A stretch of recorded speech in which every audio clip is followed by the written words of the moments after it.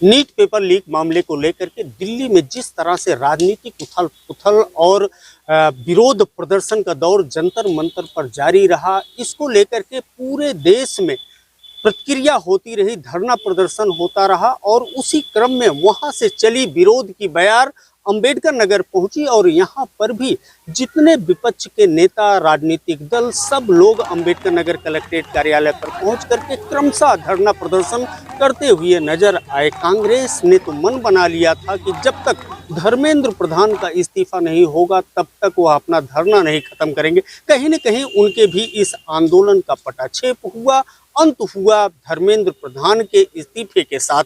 तो हम जानने की कोशिश करेंगे कि श्रद्धांजलि कार्यक्रम करने के बाद उन्होंने अपने इस धरना समापन की घोषणा किया। क्या कुछ कह रहे हैं जिलाध्यक्ष कांग्रेस के यादव जी।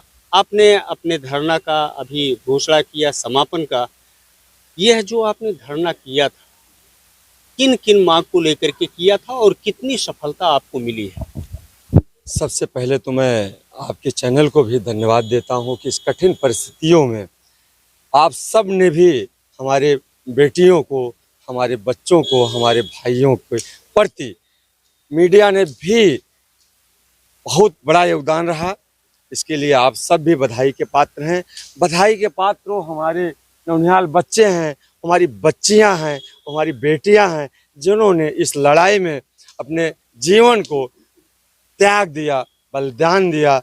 सबसे बड़ी जीत उनकी है जिन्होंने करोड़ों करोड़ों बच्चों के लिए अपने जीवन को उन्होंने न्यौछावर कर दिया। वो सबसे बड़ी जीत उनकी है।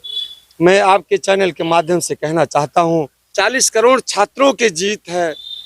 उनका क्या कसूर था? उनकी एक मांग थी, इस हिटलरशाही सरकार से मांग थी।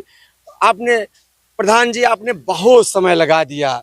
ये तो फैसला आपको 10 दिन पहले ले लेना चाहिए था। ये भविष्य है देश के, यही आने वाले समय में इस देश को चलाएंगे। कोई इसमें से डीएम बनेगा, कोई आईएएस बनता, कोई इंजीनियर बनता, कोई प्रधानमंत्री बनता। आपने उनके भविष्य को कुचलना चाहते थे, लेकिन छात्र शक्ति में वो ताकत है कि प्रधान सेवक को जो 56 इंच का सीना लेके घूमते थे, उनको उसी दिन हम लोगों की जीत हो गई थी। जिस दिन उन्होंने लोकसभा के पिछले रास्ते से भागने का काम किया था, उसी दिन हमारी पहली जीत हो गई थी। मैं आपसे ये कहना चाहता हूँ, और ये तो भी पहली लड़ाई है। अभी जो 20 बच्चे आत्महत्या कर लिए हैं, जिनके माँ बाप अपनी खेतों को गिरवी रख दिया था, हमारी माताएं अपने जेवर को, अपने श्रृंगार को उन्होंने गिरवी रख दिया था। उन्होंने इसलिए गिरवी रखा था कि हमारे बच्चे पढ़ेंगे और बड़े अधिकारी बन जाएंगे, अच्छी जगह नौकरी उनको मिल जाएगी, हमारे खेत छूट जाएंगे, उनका भविष्य बन जाएगा, हम उन्हीं के साथ साथ हमारा भी जीवन यापन हो जाएगा। उनका क्या कसूर था जो 20-20 बच्चे आत्महत्या कर लिए? एक गूंगी बहरी सरकार, हिटलरशाही सरकार।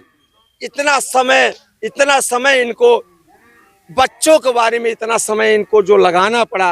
ये अंबेडकर नगर की एक बेटी कम संसाधनों में यहाँ से निकल के जंतर मंतर पे पहुंच के अपनी लड़ाई को लड़ रही थी। हम सब उसको जज्बे को मैं सलाम करता हूं कि जिस ऊर्जा के साथ वो जंतर मंतर पे गई थी। 48 घंटा हमको घरों में कैद किया गया और कांग्रेस पार्टी के बब्बर शेर, अंबेडकर नगर के तमाम फ्रंटल संगठन, पार्टियां और तमाम सामाजिक संगठन, राजनीतिक, जिस तरीके से बरकत भाई, अतुल वर्मा जी, ये सब लोग निकल के, नौजवानों ने जिस तरीके से लोगों ने सपोर्ट किया, उनको भी बधाई मैं देता हूं। कैसे जनहित के मुद्दे अगर आए तो सब लोगों को इकट्ठा होकर राजनीति से ऊपर उठ करके इस लड़ाई को लड़ना चाहिए।